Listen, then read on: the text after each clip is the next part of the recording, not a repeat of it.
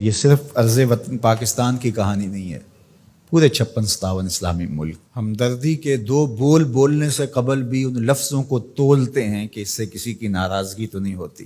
جب مسلمان اتنا بزدل ہو جائے گا، اتنا کمزور ہو جائے گا، تو پھر اللہ کو ایسے لوگوں کی کوئی ضرورت نہیں ہے، پھر ذلت، رسوائی، نکبت مقدر ہوگی اور وہ آپ کے سامنے ہے۔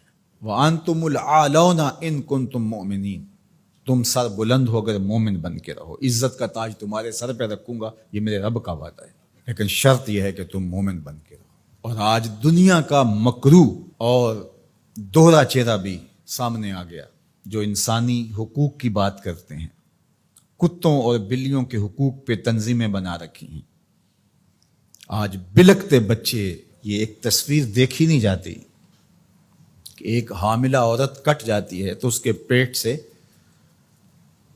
ادھورا بچہ ایک شخص ہاتھ میں اٹھائے ہوئے دہائی دے رہا ہے۔ ظلم ظلم ہے، بڑھتا ہے تو مٹ جاتا ہے، اور خون خون ہے، بہتا ہے تو جم جاتا ہے۔ کاش کہ آج ہمارے آیان سلطنت کچھ سوچیں کہ ہم نے اللہ کے حضور پیش ہونا ہے۔ اس وقت سب سے اہم کردار اگر کوئی شخص ادا کر سکتا ہے تو وہ سعودی ولی عہد محمد بن سلیمان ہے، کہ جس کی آواز پر پوری امت جمع ہو سکتی ہے۔ اس وقت کفر متحد ہے، اس وقت پورے یہودی دنیا کے اسرائیل میں جمع ہو رہے ہیں مسلمانوں کے خون کا تماشا دیکھنے کے لیے، اور 56-57 اسلامی ملک ان کو پرواہ ہی نہیں ہے۔ اس وقت کیا کیفیت ہوتی ہے جب ان کے بچے آواز دیتے ہیں، این انتم یا جنود المسلمین، اے مسلمانوں کے لشکروں کہاں ہو تم؟ کس طرح ان کو جواب دیں؟ ایک بیٹی نے آواز دی تھی، صرف ایک بیٹی نے، ناہید نام تھا اس کا، اور بدترین حکمران دنیا اسے مانتی، حجاج بن یوسف کو۔ ایسے جمعے کا خطبہ دے رہا تھا تو محراب کے پیچھے سے آوازیں بلند ہوئیں، تو اس نے پوچھا کیا ہوا؟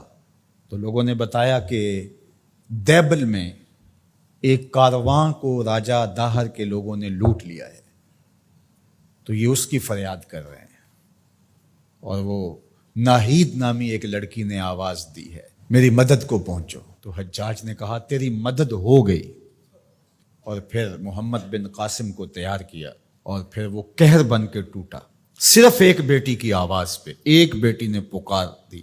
آج کتنی بیٹیاں ہیں، کتنے بچے ہیں، آج وہ نام لے لے کے آوازیں دے رہے ہیں، لیکن ہے کہ کسی کی زندگی کا لف و نشر غیر مرتب ہو، کسی کی نیند میں خلل آ جائے، کسی کے عیش و عشرت میں، کسی کے طرز زندگی میں فرق پڑ جائے۔